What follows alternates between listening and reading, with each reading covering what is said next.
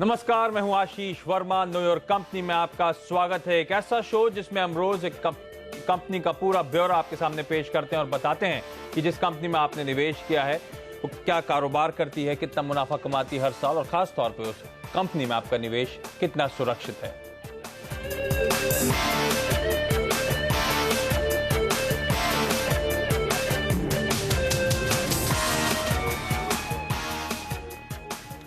और new York company में आज हमारे रडार पर रहने वाली है वीएटेक वाबाग, और इस कंपनी के एमडी मिस्टर राजीव मित्तल होंगे हमारे साथ कार्यक्रम में आगे। लेकिन उनसे बातचीत करने से पहले एक बार अब तक के भारतीय बाजारों के प्रदर्शन पर नजर डाल लीजिए। एक तो सीरीज का पहला ट्रेडिंग सेशन और एक और दिन जहां पे हमने देखा भारतीय बाजारों में एक smart gain, smart momentum, smart up move देखने को मिल रहा है, अच्छी खरीदारी देखने को मिल रही है।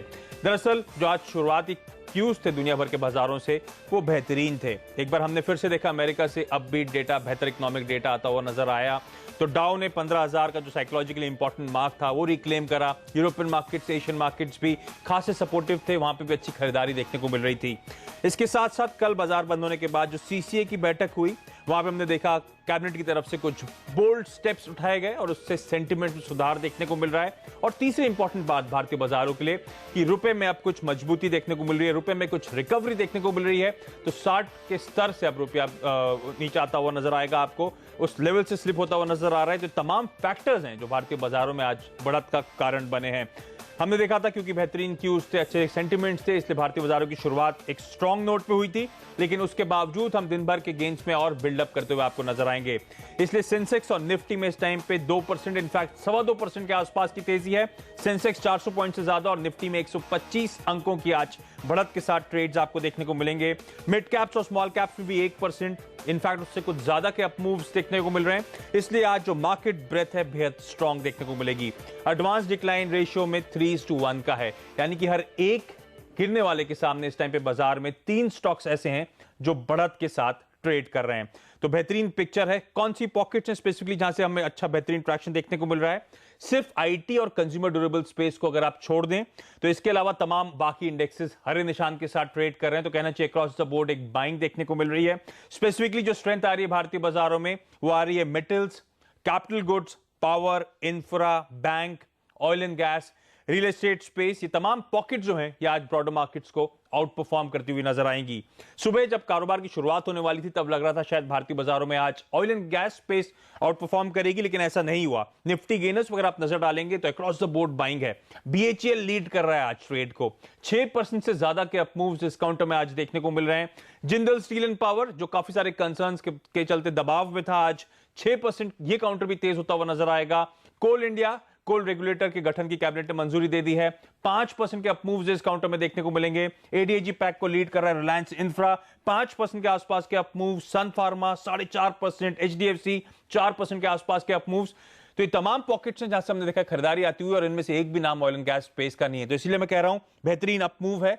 उम्मीद के विपरीत अक्रॉस द बोर्ड आज बाइंग देखने को मिल रही है।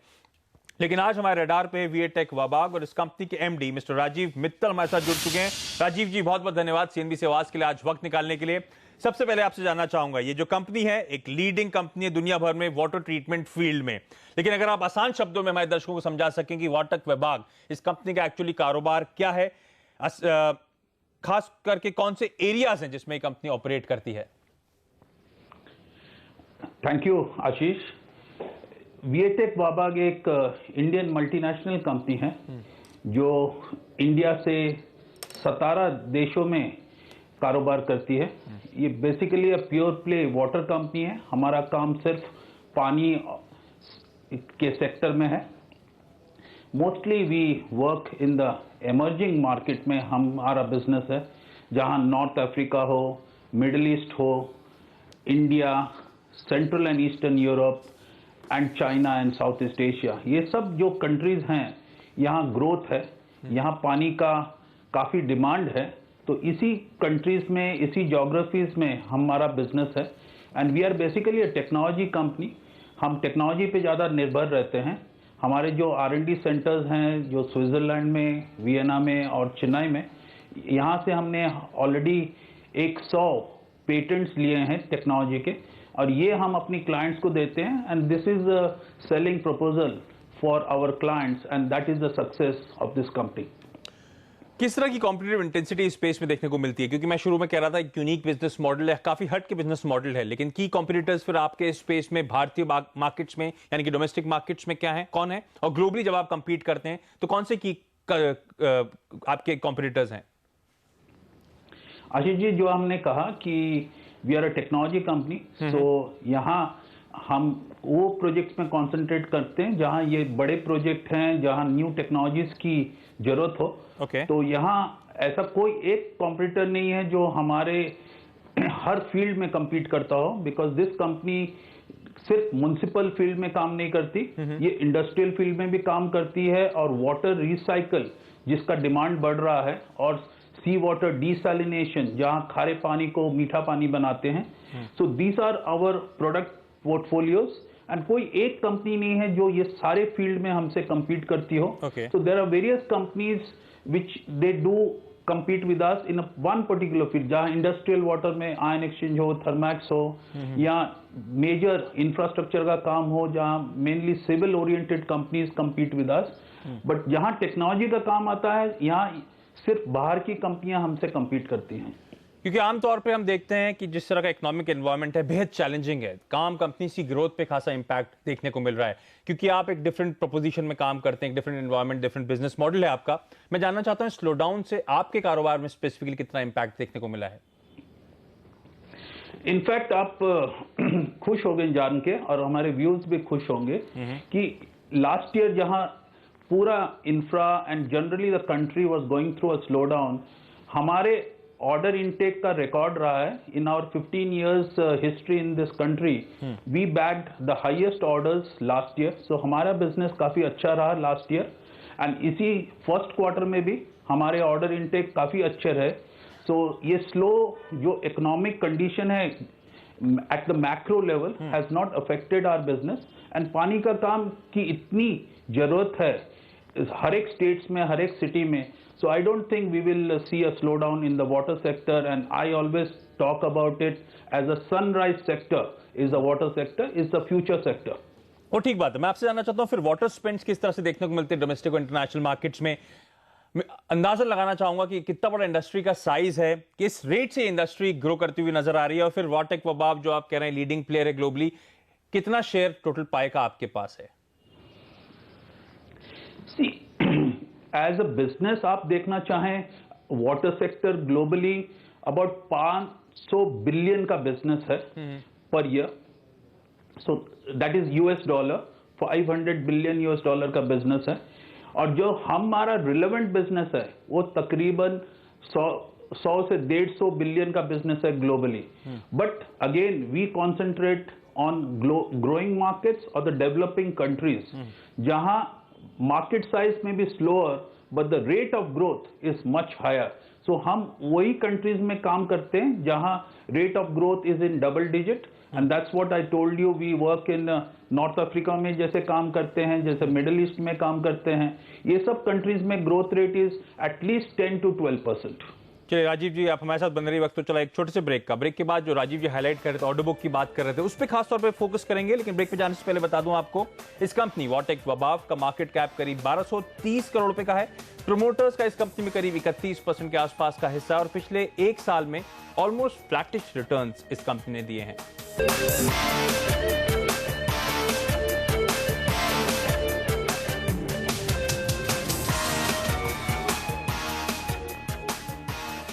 ब्रेक के बाद आपका स्वागत है, और आज हमारे रडार पे है वीएटेक वबाग और इस कंपनी के एमडी मिस्टर राजीव मित्तल हमारे साथ बने हुए हैं। मित्तल साहब, आपकी कंपनी का मैं अनाउंसमेंट देख रहा था हाल फिलहाल, स्पेसिफिकली जून में कई सारे ऑर्डर्स की आपने रिपोर्टिंग करी है। 325 करोड़ रुपए उड़ीसा वाटर सप्लाई बोर्ड से, 262 करोड़ रुपए नेपाल से, 115 करोड़ रुपए चेन्नई से, मेट्रोपॉलिटन वाटर सप्लाई वहां से आए हैं। मैं जानना चाहता हूं जो तमाम ऑर्डर्स आपको मिले हैं कब तक एग्जीक्यूट करने हैं, और स्पेसिफिकली Q1 में किस तरह का ऑर्डर इनटेक देखने को मिला है? आई थिंक Q1 हमारे लिए काफी अच्छा रहा है। जैसे आपने कहा आशीष जी कि काफी बड़े और अच्छे ऑर्डर मिले हैं, एंड ये सब ऑर्डर में काफी अच्छी टेक्नोलॉजीज हम अपनी यूज कर रहे हैं। Some of them are even are proprietary technologies. और पहली बार हम नेपाल जा रहे हैं एक प्रोजेक्ट एग्जीक्यूट करने के लिए। ये प्रोजेक्ट जापानीज गवर्नमेंट की तरफ से फंडिंग हुआ है इसका, so the cash flows are good. And even Odisha का जो हमें काम मिला है ये भी जायका का जापानीज गवर्नमेंट की तरफ से फंडिंग है इन दोनों प्रोजेक्ट्स में। सो ऑलमोस्ट अबाउट 800-900 करोड़ का ऑर्डर हमें ऑलरेडी मिल चुका है ये क्वार्टर में। सो ये फर्स्ट क्वार्टर अच्छा रहा है and that has been also our strategy looking at the letter of the year, जहां कंट्री इलेक्शन के लिए जा रही हैं, some decision may be slow down. So we always wanted to book most of our orders in the first 6 to 8 months. तो जब आप कह रहे हैं 800 अच्छा रहा। ओके, जब आप कह रहे हैं 800-900 करोड़ रुपए के ऑर्डर्स आपको शायद पहली तिमाही में ऑलरेडी मिल चुके हैं, तो इस टाइम पे टोटल ऑर्डर बुक पोजीशन इस कंपनी की क्या है? ये जो टोटल ऑर्डर बुक है कब तक एग्जीक्यूट करनी पड़ेगी? और स्पेसिफिकली FY13 के एंड में आपने मेंशन करा था कि कई सारे फ्रेमवर्क कॉन्ट्रैक्ट्स हैं करीब 10-11 करोड़ 100 करोड़ रुपए के आसपास के, क्या वो अब ऑर्डर बुक में एडअप हो चुके हैं, स्टैकअप हो चुके हैं? ये जो चेन्नई का ऑर्डर है it was in the framework order, 1100 crore का ऑर्डर था जो ऑलरेडी ऐड हो चुका है। हमारा ये पॉलिसी रहती है जब तक हमें एडवांस और कॉन्ट्रैक्ट साइनिंग नहीं होता ये फ्रेमवर्क में रहते हैं, और फर्म बुक में हम जब लाते हैं, जब फाइनेंशियली क्लोज हो जाते हैं, जब हमारी LC खुल जाती है या हमें एडवांस या कॉन्ट्रैक्ट साइन होता है, तो ये ऑलरेडी आ चुका है। आज ऑर्डर बुक ये कंपनी की 5000 करोड़ से ज्यादा की है और फ्रेमवर्क ऑर्डर 1000 करोड़ के अभी भी है हमारे पास, तो टोटल अबाउट 6000 करोड़ की ऑर्डर बुक है with framework orders.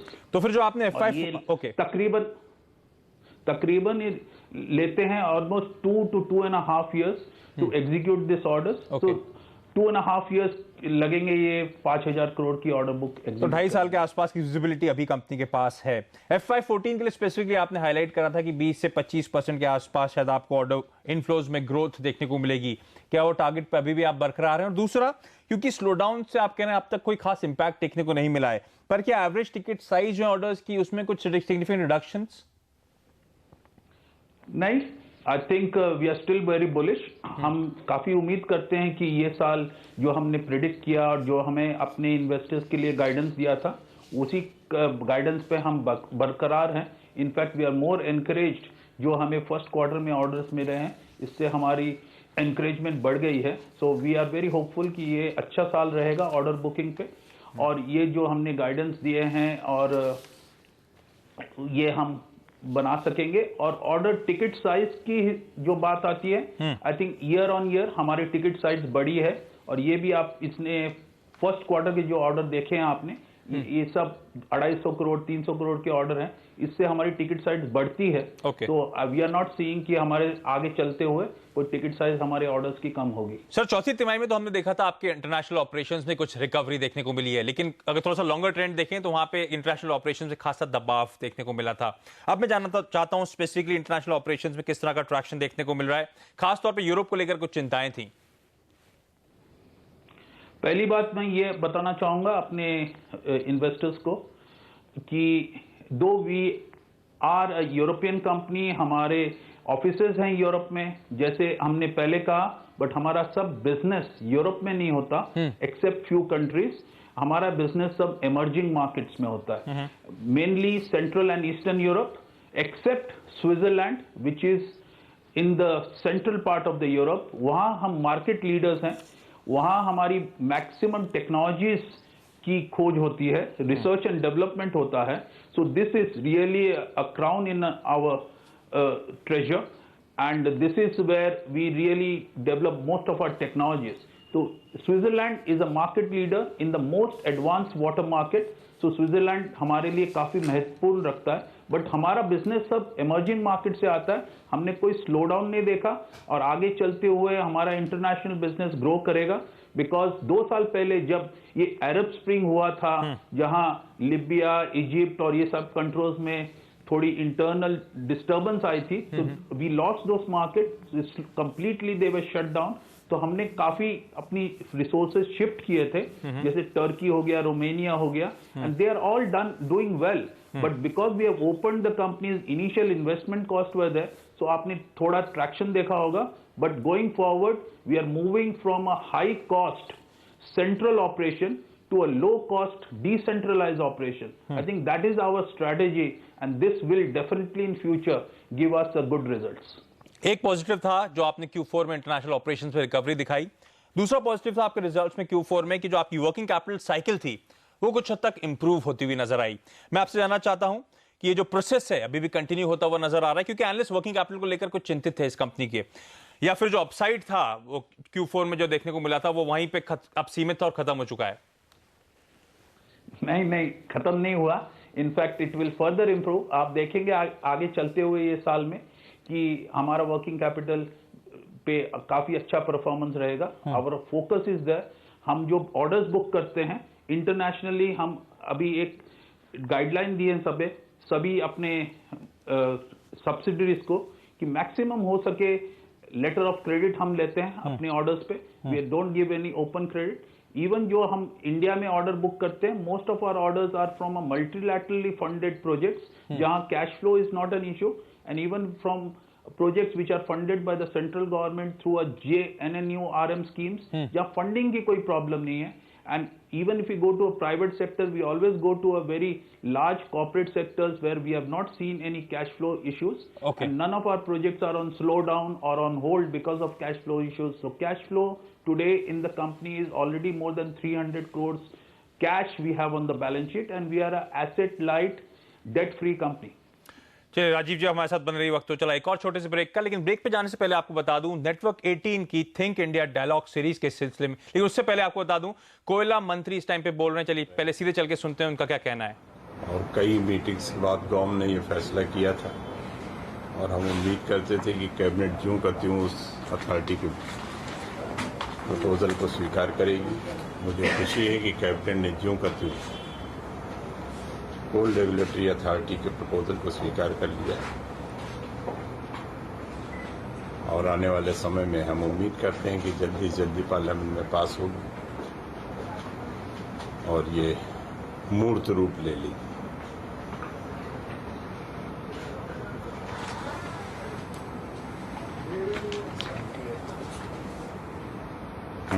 Price pooling के लिए आपकी जानकारी में है, ये सब बासी आइटम्स हैं, लेकिन चूंकि हम लोग लंबे समय के बाद मिले हैं इसलिए हमको एक बार फिर से रिमाइंड करा देना बहुत ज़रूरी होता है।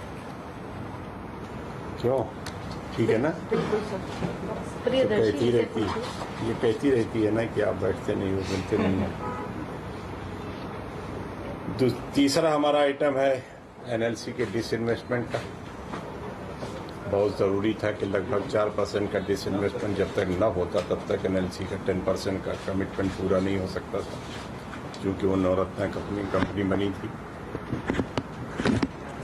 मुझे खुशी है 5% का डिसइन्वेस्टमेंट इसका भी कैबिनेट ने स्वीकार कर लिया है।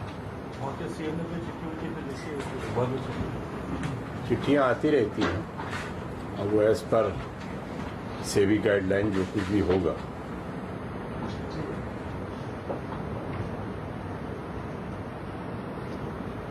हमारा एनएलसी के वर्कर से और वहाँ के ट्रेड यूनियन लीडर से अनुरोध जरूर है कि एनएलसी का जो डिसइन्वेस्टमेंट किया गया है ये हमारी मजबूरी थी। उन परिस्थितियों को वो लोग महसूस करें और बगैर किसी हिंड्रेंस के एनएलसी का प्रोडक्शन और एनएलसी का पावर प्लांट चलता रहे, ऐसा मेरा उन लोगों से अनुरोध भी है। परिस्थितियों को उन्हें महसूस करना चाहिए।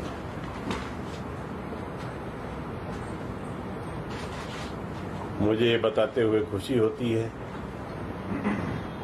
कि जो गवर्नमेंट कंपनीज को कोल ब्लॉक्स एलोकेट होने 14 कोल ब्लॉक्स वो एक हफ्ते के अंदर एलोकेशंस का काम पूरा हो जाएगा। और 14 ये तो पावर के लिए सर ओवरऑल तो 17 थे ना? ओवरऑल 17 थे, लेकिन 14 का तो काम पूरा हो जाएगा, 3 भी हो जाएगा।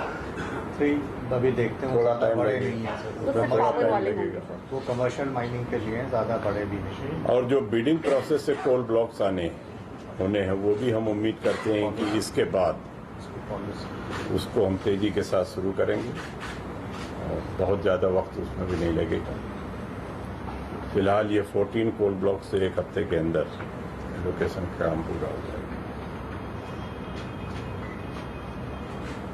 कोल वॉशरीज के संबंध में बहुत सारी बातें समय समय पर कही गई हैं और कोल वॉशरीज का बनना बहुत ज़रूरी है। इससे कोल की प्रॉब्लम्स के सलूशन में बहुत बड़ी मदद मिलेगी और हमारी मिनिस्ट्री ने हमने ये फैसला किया है कि कोल वॉशरीज को अलग से हमारे राज्य मंत्री जो हैं मिस्टर पाटिल वो इस काम को अलग से देखेंगे और ये सुनिश्चित करेंगे कि जल्दी से जल्दी कोल वॉशरीज का जो कमिटमेंट है, जो हमारे अनाउंसमेंट्स हैं, वो पूरे हो जाने चाहिए।